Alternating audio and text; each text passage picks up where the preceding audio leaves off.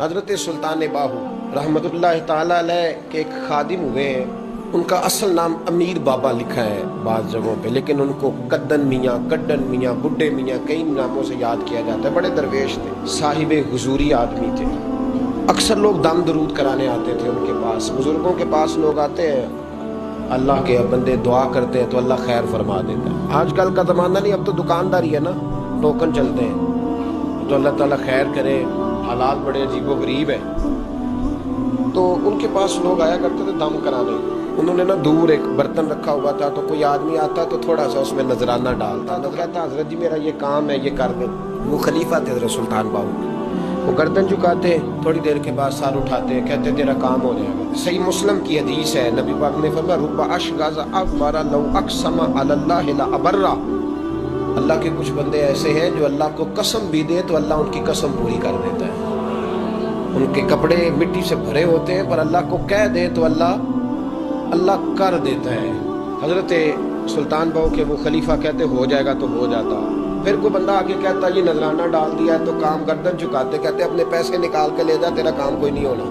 ایک دفعہ کچھ سید زادیاں آ گئیں، انہوں نے آ کے نا اس زمانے میں 100 روپیہ، سمجھ لیں کہ آج کا 1,00,000 روپیہ بابا جی کے نذرانے والے گلے میں ڈالا اور آ کے کہا کہ بابا ہمارے نا ایک بچے کو سزائے موت ہو گئی اور حلفاً بتاتے ہیں کہ ناجائز پھانسی کا حکم ہوا ہے، تو تیری رب رسول کی بارگاہ تک رسائی ہے، مہربانی کر، سیدوں کا بچہ ہے، مہربانی کر۔ بابا جی نے گردن چکائی اور کہا اپنا 100 روپیہ نکال کے لے جاؤ، مشکل ہے بچہ بچے تو میں کچھ نہیں کر سکتا۔ سید زادیاں تھی، روتی ہوئی لوٹ گئیں۔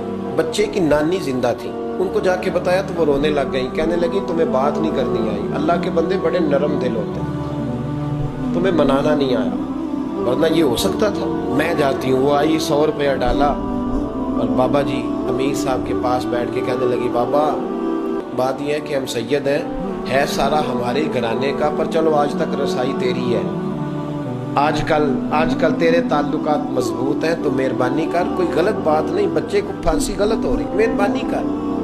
بابا کہنے لگا اماں میرے بس میں نہیں، میں بھی تو اللہ کا کمزور بندہ ہوں نا، مالک کا کمزور بندہ ہوں، کو ضروری نہیں، دعا پہ فضل ہوتا ہے، اگر اس کی مشیت ہو تو پھر بندہ کیا کر سکتا ہے۔ تو اماں یہ کام نہیں ہو سکتا، تو اماں رونے لگ گئی، کہنے لگی کوئی نہیں، میں قیامت کے دن حضور کی بارگاہ میں تیری شکایت کروں گی، میں کہوں گی کہ میں نے بتایا تھا میں سید ہوں، اس نے توجہ ہی نہیں کی، میرا کوئی خیال ہی نہیں کیا۔ بابا صاحب فرمانے لگے اماں پیسے نہ نکالنا، جا تیرا کام ہو جائے گا، جا تم، ہو گیا تیرا مسئلہ، ہو جائے گا۔ وہ آپ پیسے رکھتے تھے تو سال کے بعد، 6 مہینے کے بعد، مہینے کے بعد جا کے حضرت سلطان باہو کو دے کے آیا کرتے، وہ وہاں لنگر میں یا کسی جگہ خرچ کرتے تھے۔ جس دن اس بچے کی پھانسی کا وقت تھا نا، تو وہ بابا جی حضرت سلطان باہو کے پاس چلے گئے۔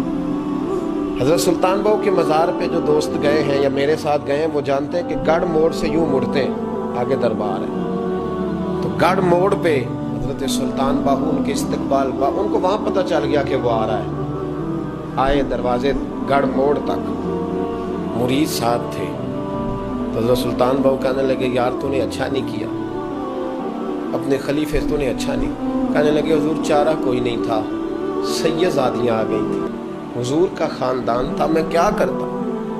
مرید کہتے ہمیں سمجھ نہیں آ رہی کہ یہ کیا ہو رہا ہے۔ کہنے لگے مجبوری تھی، کیا کرتا، کدھر جاتا، حضور کا خاندان تھا۔ کہا تو نے اچھا نہیں، کہتے ہمیں نہیں سمجھ آ رہی کہ تو نے اچھا نہیں کیا، وہ کہتے ہیں حضور کا خاندان تھا، اس کا معنی کیا ہے؟ کہتے تھوڑی دیر گزری، بچہ وہاں سے رہا ہو گیا، حضرت سلطان باہو کے خلیفہ کا انتقال ہو گیا، وہ وصال کر گئے، وصال ہو گیا، آپ نے جنازہ پڑھایا، دفن کیا، تو غلام کہنے لگے حضور یہ ماجرا کیا ہے؟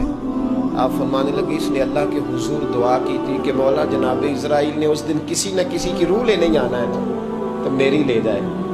اب سید زادیاں دروازے پہ آ گئی ہیں، تو سادات کو تو خالی نہیں نہ بھیجا جا سکتا، مصطفیٰ کا خاندان ہے، حضور میری روح لے جائی جائے اور اس سید زادے کو چھوڑ دیا جائے۔ فرمائے اس نے اللہ کے حضور قربانی دے کے وَفَدَيْنَاهُ بِذِبْحٍ عَظِيمٍ، جس طرح حضرت اسماعیل کے لیے مینڈا آ گیا تھا تو ان کی جگہ ان کی روح کو قبول کر لیا گیا۔